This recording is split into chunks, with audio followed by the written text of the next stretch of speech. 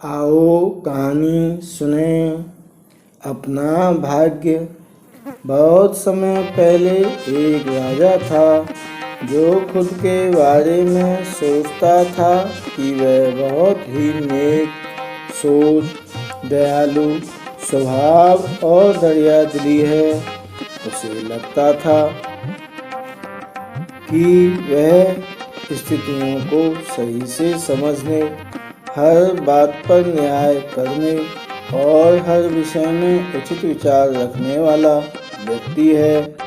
राजा की 3 बेटियां थीं। एक दिन उसने अपनी बेटियों को बुलाकर कहा, मेरे पास जो भी है वो सब तुम्हारा है। तुम तीनों को मुझसे ही जीवन मिला है।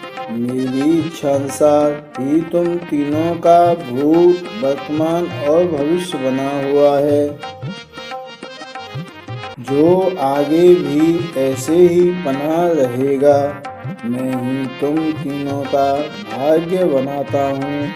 राजा की यह बात सुनकर उसकी 2 बेटियों ने शांत मन से राजा की बात में हामी भर दी, लेकिन तीसरी बेटी ने ऐसा नहीं किया। उसने कहा, हम नहीं, मुझे तो नहीं लगता कि आपके हाथों में मेरा भाग्य है। राजा यह सुनते ही गुस्से में आ गया। उसने अपनी तीसरी बेटी की कही बातों को एक चुनौती के रूप में स्वीकार किया। उसने खुद को अपनी तीसरी बेटी के सामने सही साबित करने की ठान ली और उसे जेल में बंदी बना दिया। इस वजह से राजा की तीसरी बेटी कई सालों तक जेल में ही बंद रही। राजा और उसकी बाकी की बेटियां राजसी जीवन जीते रहे। राजा मन ही मन सोचता है कि वह मेरा ही हुक्म है जो मेरी जिद्दी बेटी जेल में कैद है। लोगों को भी यही लग रहा होगा कि राजा का ही हुक्म है जो उसकी बेटी को ऐसा भाग्य मिला है।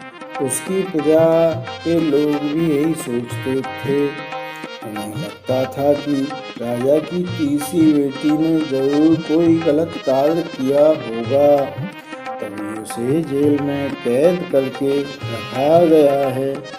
वरना कोई भी पिता अपनी बेटी के साथ भला ऐसा क्यों ही करेगा।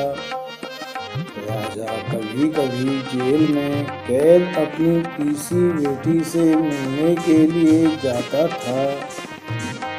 उसकी बेटी बहुत कमज़ोर हो गई थी, लेकिन अभी भी उसके विचारों में कोई बदलाव नहीं आया था। मगर राजा अपनी कमज़ोर होती बेटी की हालत और नहीं देख पा रहा था। एक दिन उसने अपनी तीसरी बेटी से कहा, इस तरह से तुम्हारा जिद करना मुझे बहुत गुस्सा दिलाता है।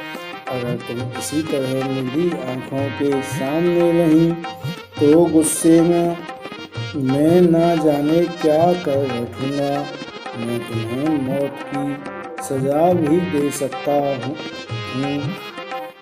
लेकिन मैं एक अच्छे दिल का हूँ, इसलिए मैंने सोचा है कि तुम अब मेरे राज्य के पास के ही एक जंगल वाली जमीन पर जानवरों के साथ रहोगी। राजा ने आगे कहा, उस जंगल में सिर्फ उन्हीं लोगों को रखा जाता है जो मेरे आदेश का पालन नहीं करते। तुमने भी अपनी जिद की वजह से मेरी बात नहीं मानी, इसलिए तुम भी अब वहाँ मौजूद लोगों के साथ अपना पूरा जीवन काटोगी। इसके बाद तीसरी बेटी को उस जंगल की जमीन पर रहने के लिए भेज दिया गया। वहाँ वह फल और सब्जियाँ खाने और एक गुफा में रहने लगी। उसके पास पीने के लिए झरने का पानी, ठंड से बचने के लिए सिर्फ सूरज की धूप का ही सहारा था। वहाँ की खुली हवा में रहते हुए फल फूल खाते खाते वो जल्द ही पूरी तरह से स्वस्थ हो गई। उसने वहाँ पर खेती करना भी शुरू कर दिया। गुफा को उसने घर की तरह सजा लिया था और खुशी खुशी वहीं रहती थी। एक दिन वहाँ एक भटकता हुआ राहगीर आ पहुँचा। देखते ही देखते उससे प्रेम हो गया और दोनों खुशी खुशी वहीं रहने लगे। उस जंगल में और भी कई लोग रहते थे। उन सभी की मदद से और खेती की आय से उस जंगल को धीरे धीरे एक शहर के रूप में बदल दिया। कुछ ही सालों में राजा की तीसरी बेटी और वो राहगीर उस शहर के राजा रानी बन गए। अब उनके शहर की चर्चा दूर दूर तक होने लगी। जैसे ही इसकी जानकारी राजा को मिली, वह उस जंगल में सब कुछ देखने के लिए पहुंच गया।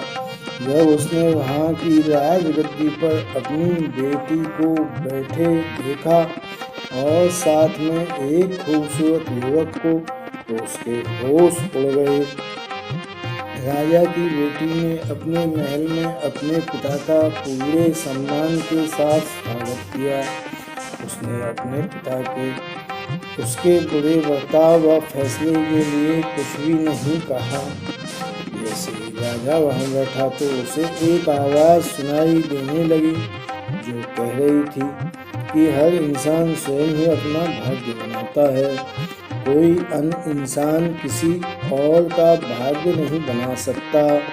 इसके बाद राजा को स्वयं ही अपनी गलती पर पछतावा होने लगा और उसने अपनी सभी बेटियों को अपने भाग्य से आज़ाद कर दिया।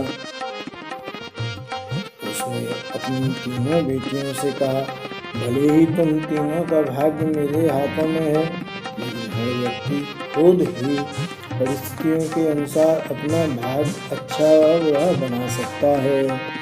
सीख कहानी हमें यह सीख देती है कि कोई भी व्यक्ति किसी का भाग्य बना या बिगाड़ नहीं सकता।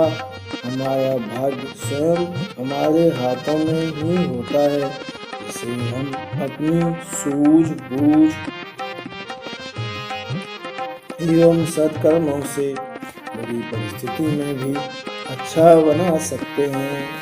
जय श्री राम दोस्तों। कहानी आपको अच्छी लगे तो इस वीडियो को लाइक सब्सक्राइब कर देना और इस कहानी को शेयर भी कर देना। आपके सभी के लिए हार्दिक धन्यवाद।